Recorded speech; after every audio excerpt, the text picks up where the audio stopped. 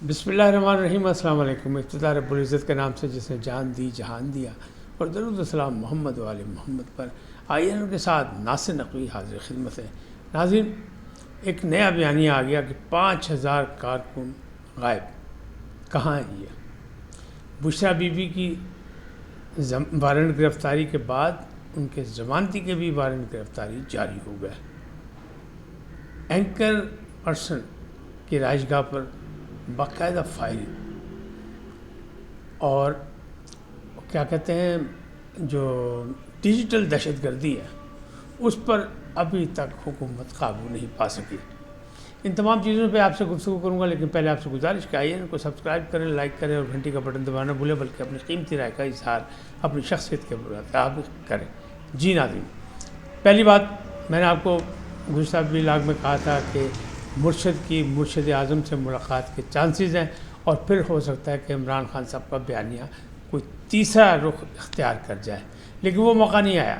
190 million کا جو تھا وہ کیس تھا، بشریٰ بی بی 10 سماعتوں میں نہیں آئیں، ان کے وارنٹ گرفتاری جاری ہیں، لیکن اب آج وہ جو جج تھے شاہ رخ ارجمند، انہوں نے ان کے ضمانتی کی بھی وارنٹ گرفتاری جاری کر دی ہے، تو معاملات آگے چل گئے۔ لیکن اگر وہ آتی تو خان سے ملاقات ہوتی، لیکن انہوں نے آنا پسند نہیں کیا، لہٰذا وہ ملاقات ہو نہیں سکی، تو مرشد اعظم کی ملاقات ابھی تک نہیں ہو سکی، ورنہ بہت سی خبریں سامنے آ سکتی تھیں۔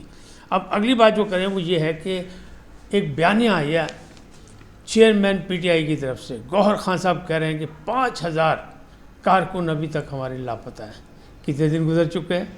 24 کی کال تھی، 26 کی رات ساری مارکہ آرائی ہوئی، اس کے بعد آج جو ہے 5 تاریخ ہے دسمبر کی۔ اب ان کو 4 کو یاد آئے کہ 5000 کارکن مسنگ ہیں، کارکن غائب ہیں۔ کون سے کارکن؟ جو احتجاج کرنے آئے تھے، جو عمران کو رہائی دلانے آئے تھے۔ 1100 کچھ کی بات تو حکومت کہتی ہے کہ ہم نے یہ گرفتار کیے ہوئے ہیں اور ان پر مقدمات ہیں اور سلسلہ چل رہا ہے، لیکن انہوں نے جناب 5000 پاتے نے۔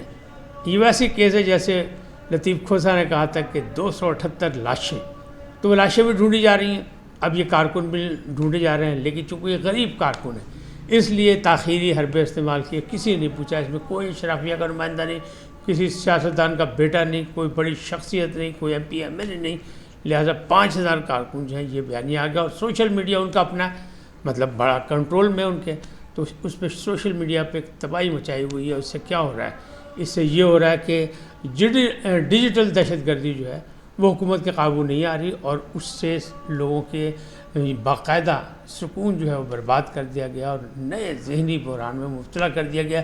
بلکہ ایک خوفناک اور بھی ہے کہ پختونوں کو مارا جا رہا ہے، پشتونوں کو مارا جا رہا ہے۔ اب پشتونوں کے اگر آپ حساب کتاب کریں تو پشاور سے لے کے کراچی تک ہر شہر میں آپ کو پشتون نظر آئیں گے، اور محنتی ہیں، باہمت ہیں، کم پڑھے لکھے سے، لیکن باقاعدہ وہ جفاکش ہیں، لہذا ان کی ضرورت ہے۔ کراچی پر ان کا قبضہ ہے، سب سے زیادہ جو ہیں وہ کراچی میں آباد ہیں، اور وہ لاکھوں کی آبادی ہے۔ اور آپ کو پتہ وہاں پہلے اے این پی بھی سیٹ جیتی تھی، پھر جے یو آئی بھی الیکشن میں باقاعدہ ٹف مقابلہ کیوں کرتی ہے؟ کہ وہاں پختون ہیں، اور یہ پشتون جو ہیں یہ پشتون پورے پاکستان میں ہیں، کیونکہ پاکستان ان کا ہے، کسی کے باپ کا تو نہیں ہے۔ تو چاہے بلوچی ہو، چاہے سندھی ہو، چاہے پنجابی ہو، چاہے پختون ہو، سب کا ہے، لیکن ان کی جو ہے نا طبیعت میں، ان کی عادت میں، ان کی نسل میں، یعنی پشتونوں کے، کہ وہ ایک جگہ سے دوسری جگہ ہجرت کرتے ہیں، اپنے کاروباری مواقع ڈھونڈتے ہیں، اور اس کے بعد وہ نظر آتے ہیں۔ اب اچانک یہ کہہ دینا کہ 5000 جو ہیں وہ کارکن غائب ہیں، کون تھے؟ کیا پنجاب کے رہنے والے تھے؟ سارے پشتون کے۔ اس کا کیا مطلب؟ اس کا مطلب یہ ہے کہ صوبائی عصبیت پھیلانے کی کوشش کی جا رہی ہے، زبان کے نام پہ، اپنے نسل کے نام پہ، شخصیت کے نام پہ، یہ سارے مسئلہ ہیں۔ لیکن کسی کے پاس کوئی لسٹ نہیں ہے کہ 5000 کی لسٹ فراہم کر دے کہ یہ وہ لوگ ہیں۔ کیوں؟ کسی کے پاس ڈیٹا نہیں تھا۔ آنے والے جو تھے وہ عام کارکن تھے، وہ خاص تو لوگ تھے نہیں کہ ان کی شخصیت بتائیں کہ اتنے فلانے، اتنے فلانے، اتنے فلانے، اتنی بڑی عمر کے تھے، چھوٹی عمر کے تھے، تو ان کا انہوں نے الزام اسی طرح لگا دیا جیسے 278 کا تھا۔ نہ 278 کی لاشیں ملیں، نہ یہ 5000 وہ ملیں گے، لیکن بیانیہ ان کا ہے، اس لیے کہ سوشل میڈیا پہ ان کے کھیلنے والے موجود ہیں اور لڑائی کرنے والے موجود ہیں۔ تو اب یہ معاملات جو ہیں کس طرف جائیں گے؟ اگر اس بات کو غور سے دیکھا جائے تو مسئلہ یہی ہے کہ یہ وہی ہے وہ جو کوشش، وہ جو خواہش ہے کچھ لوگوں کی کہ پاکستان جو ہے سری لنکا بن جائے، یا پاکستان میں کوئی بنگلہ دیشی انقلاب آ جائے، اس طرح کے حالات بن جائیں. انشاءاللہ الحمدللہ ایسے نہیں ہوگا، نہیں چانسز.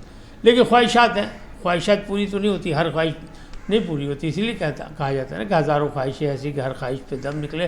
تو اس خواہش پر بھی دم نکل سکتا ہے، دم نکل سکتی ہے، لیکن خواہش پوری نہیں ہو سکتی. یہ میرا خیال ہے کہ جو موجودہ حالات نظر آ رہے ہیں. اب 5000 کی میٹنگ کی تو حکومت نے بھی پیر سے قومی اسمبلی کا اجلاس بلایا، پیر سے سینٹ کا اجلاس بلا لیا ہے اگلے ہفتہ، یعنی باقاعدہ ایک دھماکہ خیز ہوگا.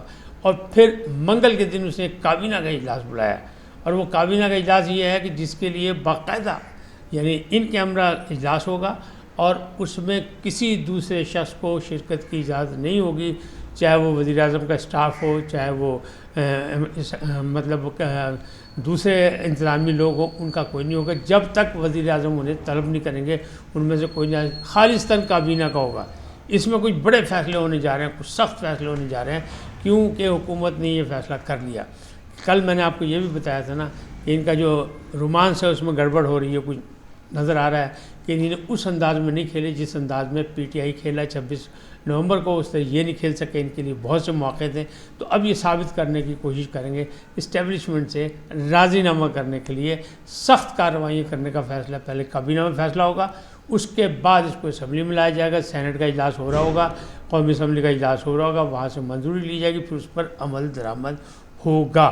تو ایسا لگ رہا ہے کہ چاچو نے کوئی فیصلہ کر لیے سخت کہ جناب نہیں، آپ ہم پہ غلط نشانی لگا رہے ہیں، ہم سب کچھ کر سکتے ہیں اور کرنے کے پوزیشن میں بھی ہیں، صلاحیتیں بھی رکھتے ہیں، اور ہم کسی سے ڈرے یا دھمکے یا نہیں ہیں، لہٰذا ہم یہ کام کریں گے.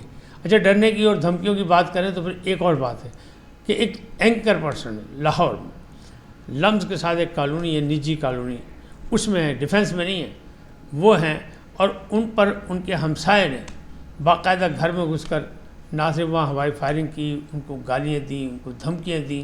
اور وہ بڑے ہی انتہائی نوجوان آدمی، اور باقاعدہ جو ہے وہ تحقیقی جرنلزم کرتے ہیں، لیکن ان کے خلاف انہیں کوئی چیز بری لگی، انہوں نے آگے کیا.